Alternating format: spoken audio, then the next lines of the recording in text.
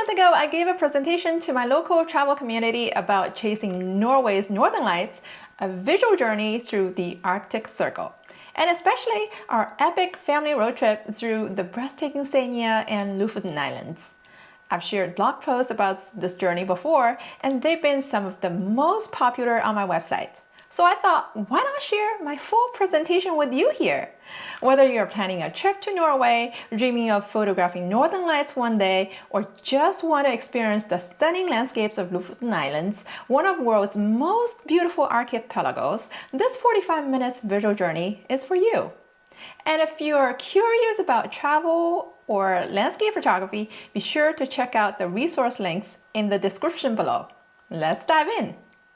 Good evening, everyone. Thank you so much for joining me this evening. I know it's cold and possibly icy outside. I'm so grateful that you all showed up. In 2023, I spent 5.5 months traveling with my kids in Europe. When we came back before Christmas, my new neighbor who moved here while we were away and never had the chance to meet said hi and told me about an article in our local newspaper, which I never read, and she said you should speak at this event. So here I am. It's an absolute honor for me to kick off this year's travel series. In the next 1 hour, I'll share our family's trip to Norway back in 2022, a truly unforgettable experience chasing the northern lights in Norway's Arctic Circle. If you ever dreamed of seeing the Aurora Borealis or exploring Norway's dramatic landscapes, you are in the right place. Before we dive into the Northern Lights, let me share a little bit about myself. If I had to sum up who I am in 3 words, they would be photographer, traveler, mom. These 3 things shape not only my life, but also how I see the world and capture it through my lenses. And today I want to share not just travel tips and stories, but a perspective. How these experiences have helped me see the magic in both grand landscapes and small, fleeting moments. My love for photography started long before I ever thought about becoming a photographer. I started my career decades ago as a management consultant and have worked both in the US and Asia. I travel extensively for work, pretty much 5 days a week. I bought a film camera 25 years ago and only used it during vacations. I didn't have much time to learn due to a 100-hour per week schedule. In 2007, I decided to leave behind my 6-digit salary job to search for something more important in my life, myself and happiness. And that's when I bought my first DSLR and truly started my photography journey. In 18 years, more than 10 cameras later, I now shoot with a couple of mirrorless cameras, and this has given me the freedom to travel light while still capturing professional quality photos. Travel has always been my top inspiration for photography. From the vast deserts of Africa to the icy coast of Iceland to the rugged peaks of Patagonia in South America, every destination has its own rhythm, its own colors, and its own light. I've traveled to 6 continents, always with my camera in hand, but what I've learned is that it's not just about capturing places, it's about capturing moments. And the most meaningful moments for me, they aren't always about landscapes, but the people I share them with. I met my husband in my late 30s and became a mom in my 40s. I am a young, proud mom of 2 incredible boys. They have taught me more about life, patience, and adventure than any trip ever could. Traveling with 2 kids is unpredictable, messy, and sometimes exhausting, but it's also the most rewarding experience I could ever ask for. Together, we've explored 35 countries across 5 continents so far, learning, growing, and making memories along the way. And these pictures are more than just photographs. They are reminders of shared experiences and prove that travel isn't just about seeing new places, it's about connecting with the world and with each other. And that's what led me to Norway. This trip wasn't just about capturing the northern lights. It was about embracing the unexpected, seeing beauty in imperfection, and finding joy in the journey. So let's dive into the world of dramatic fjords, dancing lights, and the magic of Norway and the Arctic Circle. So why Norway? For me, 3 reasons. First, I've never been to the Arctic Circle, and I have to fix it. And second, I wanted to see the Northern Lights again. The last time I saw them was in Iceland with my husband before we had kids. Then we had kids and spent the next 8 years chasing sleep instead of lights. And third, landscapes. Norway's mountains, fjords, fishing villages, which I'm going to talk about later, are all postcard wonders. It's a dream for anyone who loves photography and outdoors. So that was my why. But my husband, completely different story. He's the kind of guy who will find the least populated corner at any dinner party or sometimes a separate table with our kids. He says he loves socializing, as long as there are 6 people or fewer.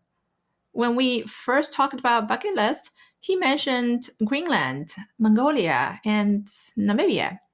I thought, wow, he is way more adventurous than I realized. But one day I cracked the code. His dream destination all had one thing in common. 3 simple words. Least densely populated. We haven't made it to world's least populated places yet, but you see, there are Greenland, Mongolia, and Namibia, exactly his top list. But Norway definitely on Europe's least populated list. I don't know if it's definitely in top 3, but it's definitely somewhere in the top. Okay, so naturally he was all in. And that's how we ended up here. One of us chasing the lights, the other chasing the fewest possible humans. And just wanted to let you know what we're going to cover today. We're going to talk about Northern Lights, where, when, and how. And we're definitely going to talk about our travel experiences in the 4 places we have visited, Tromsø, Senja, and Lofoten Islands. All 3 of those were within the Arctic Circle. And then we're going to talk about Bergen. And last but not least, I will share some practical tips, logistics, and some photography tips. Anyone knows what causes Northern Lights? So basically, simply put, it's the interaction between the Earth's magnetic field and the charged particles from the sun. So the most impressive auroras occur when the sun releases large clouds of charged particles. The Northern Lights appear around the North Pole because the Earth's magnetic field is concentrated there. Now, do you know that Northern Light has 11-year cycle? The solar fluctuation typically lasts about 11 years. We are right now literally in the peak of our current 11-year cycle. October 2024, just a few months ago, happens to be the peak. So if you plan to see the Northern Lights in the next 1 or 2 years, you are literally in luck. And this is the best season. Of course, there are some other conditions. You want to see the Northern Light in a clear, dark sky. Ideally, no clouds, no moon, no light pollution outside of the big city. And in the winter, typically between September to March, ideally November, December, January, you have much longer nights. So you have higher chances to see Northern Lights. Okay, let's see. The Arctic Circle. Latitude is 66 degrees and higher. So the land within the Arctic Circle is divided among 8 countries. And we have been to 7 out of these 8, other than Russia, so far. And we have visited 3 places within the Arctic Circle of Norway, Tromsø, Senja, and Lofoten Islands. If you see the latitude, you know they are definitely well within the Arctic Circle. After talking about when and where, let's talk about how. You have 2 options. Number 1 option, stress-free, join a tour. There are so many Northern Lights tours in Tromsø, the first stop that we landed in Norway. Actually, the weather was pretty lousy. It was raining the whole time. So literally within the first few hours after we checked in our Airbnb, I called up a local tour, Creative Vacation Tromsø, if you Google it, and you'll find Vida, who's our tour lead. He has been doing this for 15 years. A great guy, highly recommend. And he picked us up at 5 p.m. at our Airbnb. And we actually had to drive inland to pass the rain clouds in Norway past Sweden border, and finally see Northern Lights in Finland. So it was quite an adventure. Good news is we still had the jet lag, and everybody was so happy, especially our kids who didn't need to sleep, and they were pretty happy. We faced a number of challenges. In addition to the rain, heavy clouds, we also happened to be 3 nights right before the full moon. If you have a chance to plan your trip and to pick the right time, ideally, you don't want to pick October, which was the rainiest season of the year in Norway, and you want to bypass the full moon season, okay, if you have the chance. But at that time, unfortunately, we got both. So option 2, you can do the self-guided tour to see Northern Lights if you're more experienced or adventurous. And a few phone apps I would highly suggest you. Everybody has weather. If you use iPhone, there is an app called Aurora you can download. Not only it tells you the KP value, which is a nerdy term of the intensity of aurora, but also it tells you the cloud coverage. And then there used to be an app called Dark Sky, which I like, but it was acquired by Apple. It will show you the light pollution. And then another app has been there for over 10 years, PhotoPills. Yeah, I love this app. It will also show you the moon phase, whether you're in the new moon season or full moon season, how many days you're away from the full moon. Okay, it will give you pretty solid information if you love photography. As expected, the rest of our Tromsø stay was in rainy weather. We rented a car in preparation of our upcoming trip to Senja and Lofoten, but first we needed to see more of Tromsø. I always wonder what people do in the winter living in the Arctic Circle, where there was no daytime. Now, we visited a number of cafes in Tromsø, and I guess that's what people do. Correct me if you happen to be Norwegian. You can comment below and let me know what you guys do in the winter. Our Airbnb host recommended a number of cafes for us. So this one is great. It took 30 minutes drive from Tromsø. It was well worth the drive. The cafe was spacious, very well designed, and super cozy. It was right on the edge of the fjord with breathtaking views. And I believe I showed you a picture earlier. Okay, right here. Look. Okay. And when it's raining inside, at least you can enjoy the view. And then there was another cafe, quite special, called Husky Cafe. It was around a similar location far outside of the city. You can see over 200 husky dogs used to do the dog sledding in the winter. But unfortunately, October wasn't the right season. These 200 huskies will serve tourists from November to March. And the cafe itself would only open for 2 months from June to August. Similar to the other cafe that I just mentioned, the nearby landscape was amazing. So the beautiful surroundings made these cafes a lot more charming. Now, after 3 nights in Tromsø, we headed to Senja. It's often called Norway's best kept secret, a quieter, wilder version of Lofoten without the crowds. But getting there, not quite easy. So there's no airport. You either drive 3.5 hours or maybe take a ferry. But in October, the month that we traveled there, there was no option of shortcut. So we had to drive 3 or 4 hours to get there. So why Senja? Dramatic fjords, untouched nature, and a chance to experience Norway in miniature. As it turned out, our first night there was unforgettable.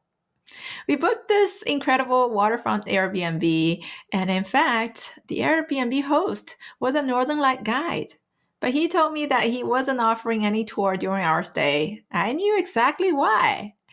No experienced aurora photographer would go out to hunt Northern Lights on a rainy and full moon night.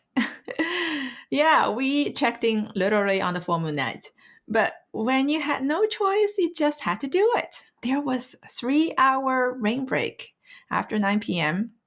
the first night. There was high aurora activity. So given it was the first night without rain ever since we entered Norway, even just for a few hours, I had to take the chance. So on the north-facing deck of our Airbnb in Senja, I set up 2 cameras on 2 tripods, leaving both on time-lapse. They took well over 1,200 photos and didn't disappoint.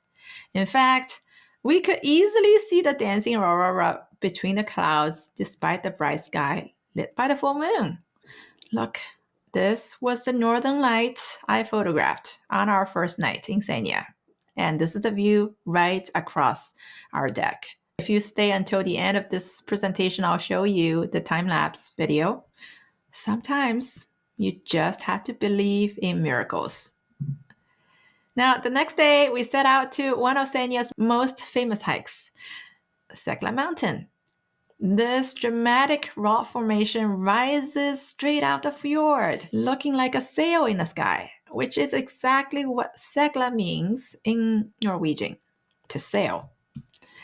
The best part, you don't have to climb to the very top to get the best view. It's actually better from the side where you see the full shape of this rock against the fjord. So now, let's talk about the hike itself.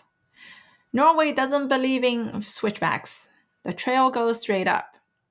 It's moderate difficulty, only 3 miles round trip, but with 1,600 feet of elevation gain. So the biggest challenge was the unpredictable weather. Well, we started in drizzle, but wanted to bet our luck again. And fortunately, luck was on our side again. The rain stopped, and we all made it without getting wet. Would I do it again? Absolutely. The views along the way were incredible, and every step felt like an adventure. Our then 7-year-old and 5-year-old had no problem going up, just with a little bit help.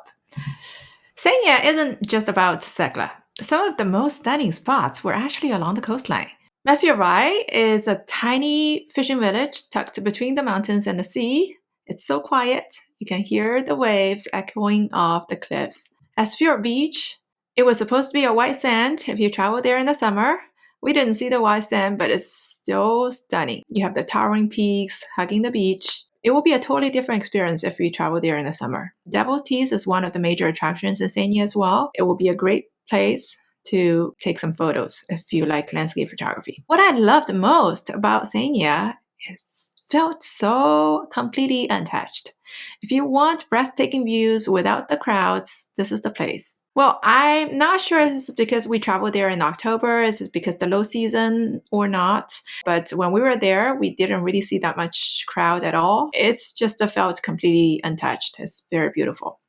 And with that, we packed up and headed south. We started the next leg of our journey, driving to Lofoten Islands, one of Norway's most iconic destinations. So Lofoten is an archipelago, dramatic peaks, beaches, and colorful fishing villages, but getting there isn't as straightforward. If you travel in the summer, you can take the ferry and go to the top tip of this island and drive down south to Lofoten. But in the winter, or even the fall, in October, we didn't really have that option, okay? Because that ferry only runs in the summer. So we have to drive inland and go to Lofoten. You see the driving distance. The total distance from Senja here to the south tip of Lofoten Islands will be 8 hours nonstop. We actually split it into 2 days. In total, we stayed for 6 nights in Lofoten Islands. The drive from Senja to Lofoten's north tip theoretically took about 3.5 hours.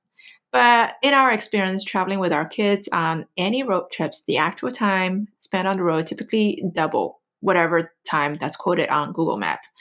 And trust me, with views in Lofoten Islands, you would need even more time if counting all the stops. So most people think about Lofoten for 2 things. 1, Northern Lights, if you travel there in the winter, and the dramatic peaks. But what makes Lofoten truly special is that everywhere you turn, it feels like a masterpiece. I captured this sunset at an unnamed spot just pulled over on the side of the road, and that's the magic of Lofoten. You don't have to chase locations. The landscapes find you. Every bend in the road, every small fishing village, every stretch of the coastline, all feels like it belongs to the postcard. And Lofoten's fishing village heritage is just as famous as its landscape. Okay, two things you will see everywhere. Robor, I don't know if I pronounce it correctly, but it's a traditional fishing cabinets. These charming red cabins were originally built for seasonal fishermen.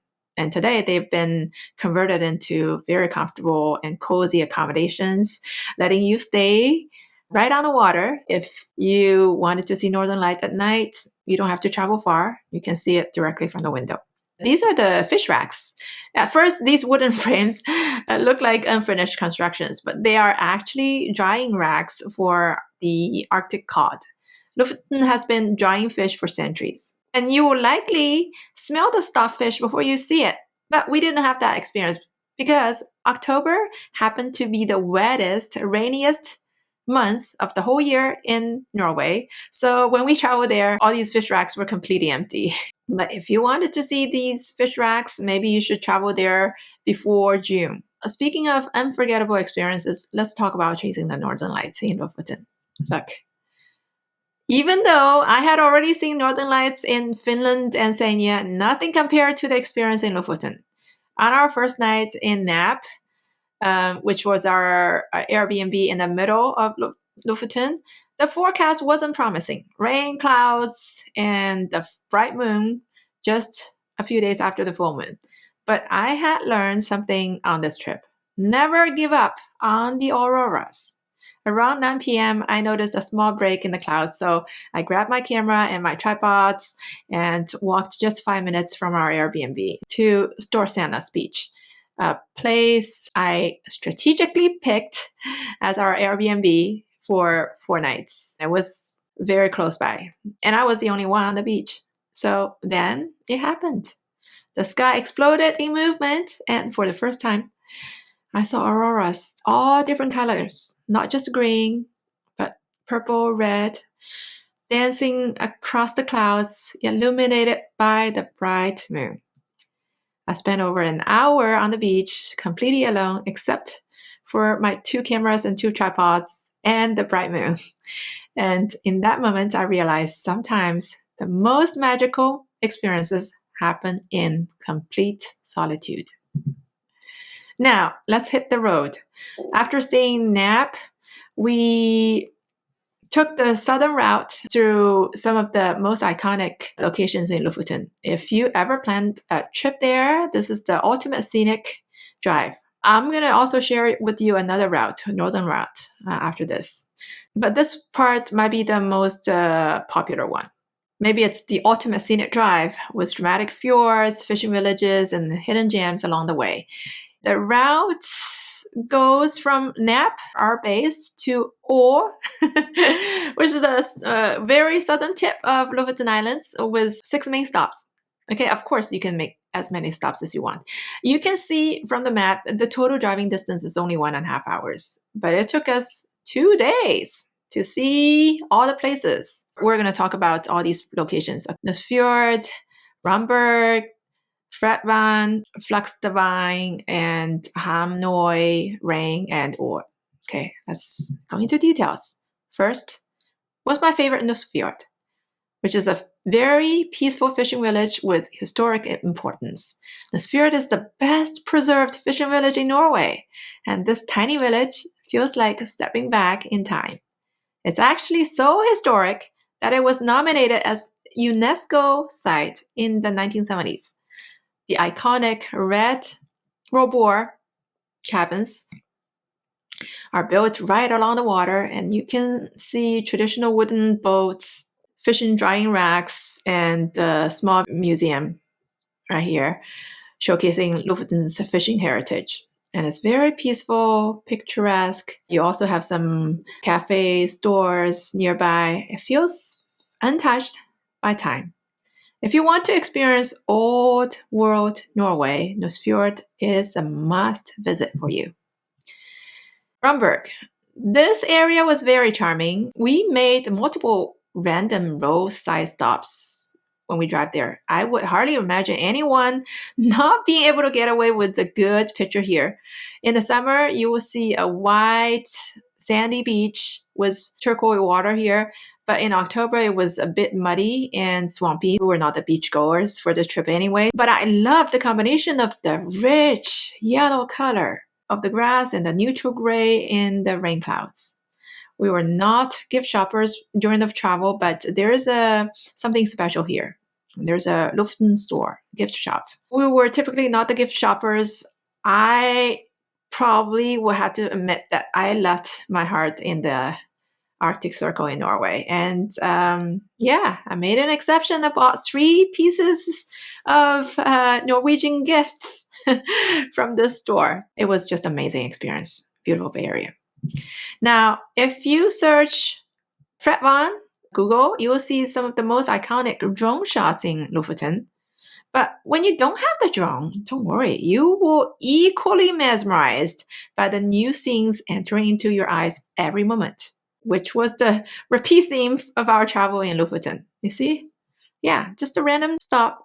Well, of course, there's a little bit challenge when you travel in Lofoten on a road trip. It's not like you can drive and stop anytime because the road is kind of narrow. Whenever you have the chance to stop by, chances are you get away with a postcard image.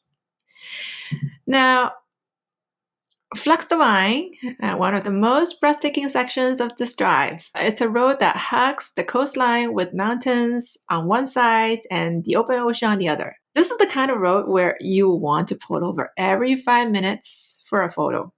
But unfortunately, you cannot just stop all the time. Perhaps it's a kind of underrated. Flakstavang was such a peaceful stop. The calm water, the fog, the rain clouds, and the ultimate serenity. I love the reflection of the calm water. It gave me the perfect opportunity to create symmetry, a simple and strong composition I always loved. Now, if you ever seen a photo of Lofoten, chances are it was taken either in Rain or in Hamnøy. Rain is a tiny village. It's Lofoten's crown jewel, surrounded by towering peaks, crystal clear fjords, and classic red rollboard cabin. It's no surprise that Rain is one of the most famous stops in Lofoten, but it might be a little overrated in my opinion because if you drive around Lofoten, there are just so many epic views, not just Rain, okay? This is a postcard view that every landscape photographers or photo hobbyists will stop at Lofoten, and you will see many different versions of this picture. But this picture was taken, look, on this bridge, narrow bridge. Yeah, it's for two-way traffic. If one car comes the opposite way, you have to stop on this side of the bridge and wait for the other car to come by, and then you can drive through. Okay, it's so narrow. So the sidewalk is obviously very narrow, and there's no chance for you to set up your tripod to take that photo. But you know what? Still, so many photographers will stay there and take that photo because it's just so iconic, so epic. Sakrisøy, it's a tiny village, only 4 minutes drive from Hamnøy. And whenever I say a village in Lofoten, it's literally just a few houses. And it's famous for its bright yellow rollboard cabin, which was typically in red color. Now here you see a different color. If you're looking for the best seafood in Lofoten, check out Anita's Seafood right here in Sakrisøy. The restaurant is spacious with big windows. And the best part was the lovely playground outside. That's exactly why we paid Anita Seafood 2 visits on 2 separate days. No matter how beautiful the landscape, it was never our kids' top priority or interest. So every playground stop on our trip was our way to say thank you for their unconditional time contribution to anything we love to do. And finally, we reached Or. Yeah, it's just a 1 letter with a circle on it. It's the last town at the very end, southern tip of Lofoten. And this is a small but charming fishing village, home to the Lofoten Stockfish Museum, where you can learn about Norway's centuries-old tradition of drying fish. You don't have to stay very long. It's still worth drying here, just to say you've been to the last stop on the Lofoten road map. Let's explore Lofoten's northern route, starting from Nab again. Of course, you don't always have the same starting point, but this is exactly where we stayed. This town is kind of right in the middle of the two different routes, so I think it's great. As pointed before, we drove in Lofoten from north, so we visited some of these places twice, such as Hennesvej. I'll talk more about these in detail.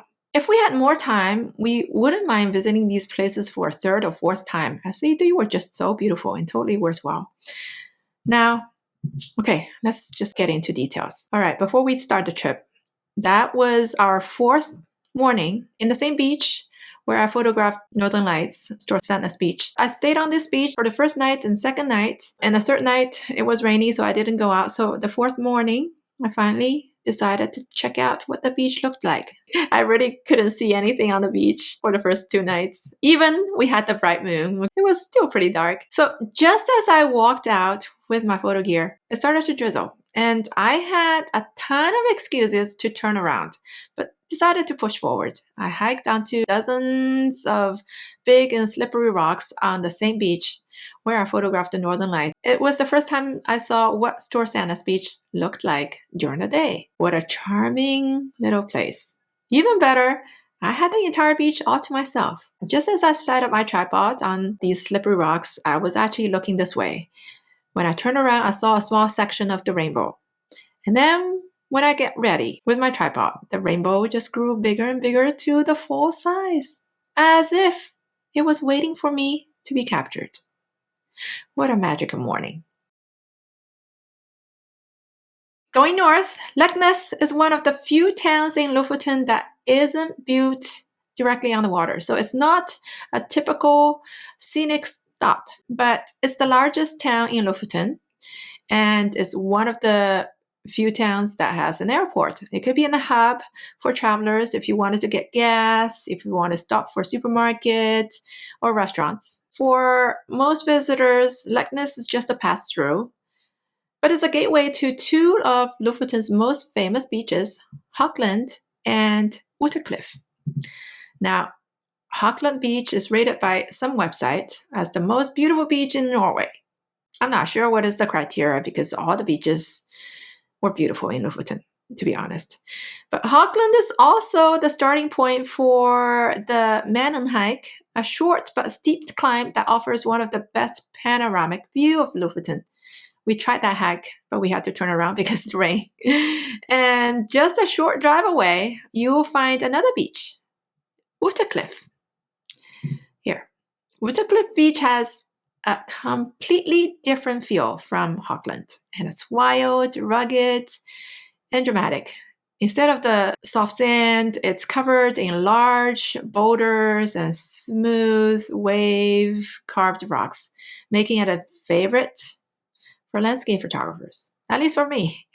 And this is also one of the best places in Lofoten for northern lights photography, with unobstructed view of the Arctic sky. Now, Hennesvej is one of Lofoten's most charming fishing village, often called the Venice of Lofoten, because it's built on a series of small islands connected by bridges. Hennesvej soccer field is arguably the most scenic soccer field in the world, and it sits on a tiny rocky island surrounded by the beautiful mountain peaks and water. No doubt our kids love it. But there's something else special here, nature's artwork. If you look at the rocks near the soccer field, you notice beautiful swirling patterns carved into the stone. These are the results of the thousands of years of glacier activity, shaping the landscape into what looks almost like paintbrush strokes on stone. And it's one of those little details that remind you Lofoten's beauty isn't just in its grand landscapes, but also in the smallest textures. Svolvær is the capital of Lofoten Islands, and it's the largest town. It also has an airport. Don't be fooled by the term largest. It's still a small, tiny harbor of less than 5,000 residents. We stopped by Svolvær on our way to Lofoten on day one. Remember I said we drove from the north, and we only took a small walk and had a lunch here. Svolvær is where I took my first photo of rollboar, and the fishing wrecks. And this is the cultural and commercial hub of Lofoten, where you'll find everything from art galleries, restaurants, museums, to boat tours and excursions. We didn't do any of these tourist activities because we wanted to explore Northern Lights and the nature. Now, if you think that you will consider traveling to Lofoten Islands one day, let me share with you some practical tips. We compared different options to travel from Senja to Lofoten Islands. Driving made most sense to us as there was no airport in Senja and Tromsø airport was the closest, but there was no direct flight from Tromsø to Lofoten Islands. Also, driving would maximize our sightseeing. However, the oceanfront route I mentioned before, where you have to take the ferry and drive this way, it was only open in summer, so we didn't have the option. If you travel after the summer, particularly in October, the month we traveled, you can only take the inland route. Now, a few other options. You can certainly take the ferry from Bordeaux. There's a car ferry going from Bordeaux to the southern tip, close to Ål, a town called Maknes.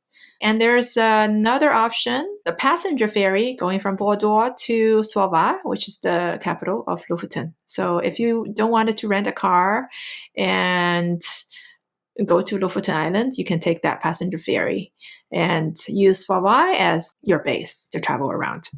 But if you want to travel to Lofoten, I still highly would suggest to go on the road trip. I forgot to mention, there were 3 airports on Lofoten Island. One I already mentioned in Leknes, one in Svalbard, and there's another one here in the North Tip. And this is the airport that we chose to fly out because there's no direct flight from any of those airports to Bergen. Nearly 2 weeks in Arctic Circle. We flew south to Bergen, Norway's second largest city, and a place that feels like a completely different world. One of the first things you notice here is the color. The famous Bergen Wharf, with its row of colorful wooden buildings, is a UNESCO World Heritage Site. And also the fall colors. See, in October. We didn't see the fall colors at all in the Arctic Circle, which was mostly wintry scenes.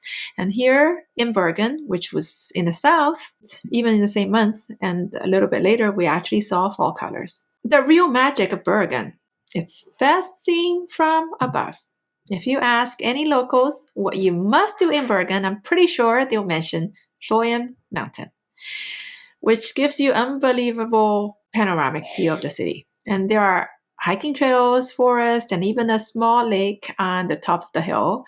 And it's an easy way to experience Norway nature without leaving the city. We went up twice, once by funicular and once just hiking up. There was a charming playground. In fact, several playgrounds along the way if you hike up there. Of course, we have to go there. Our kids love it, right? But Bergen isn't just about the views. It's also full of history. So Bergen is one of Norway's oldest cities, and everywhere you walk, you'll find centuries-old architecture mixed with modern city life. The Bergen Cathedral is a medieval church dating back to the 12th century. See, this is the panoramic city view on top of the mountain that we just talked about, a flowing mountain.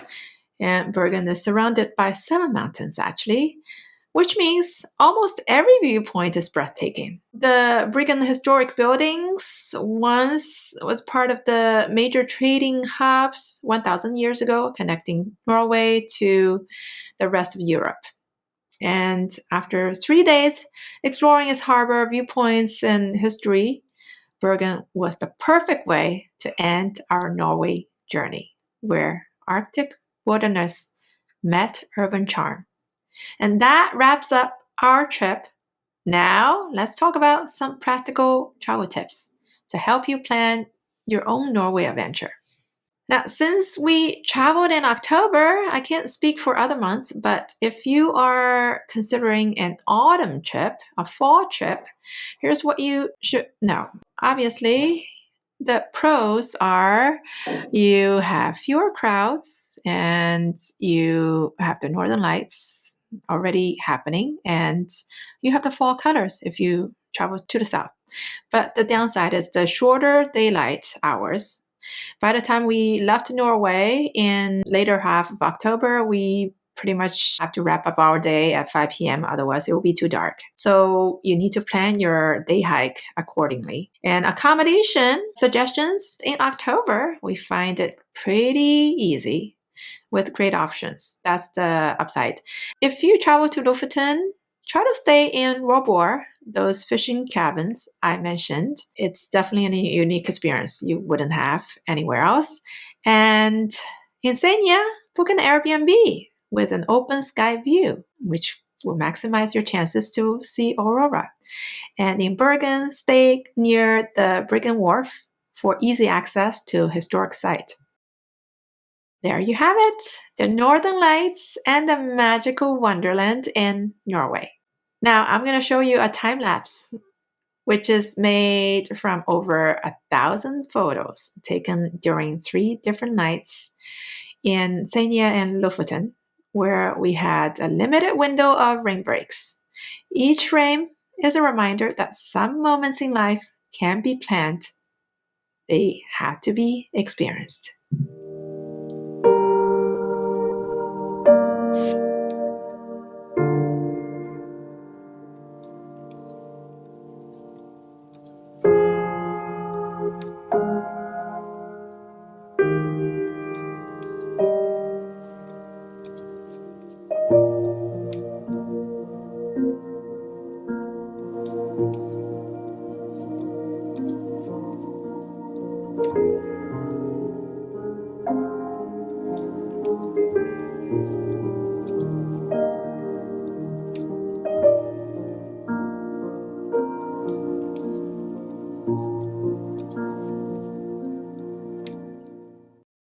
All right.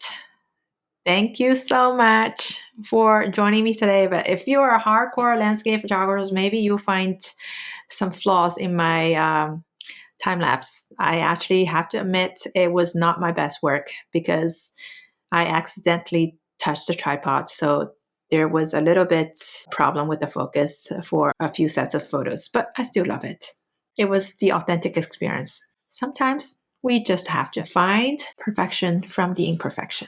Thank you so much for staying until the end of this presentation. I hope you enjoy it, and hopefully it will inspire you to travel to Norway or maybe Lofoten Island or Arctic Circle one day. And remember, we're in the middle of the Northern Light peak during the 11-year cycle. So it's the best time for you to enjoy the Northern Lights in Norway.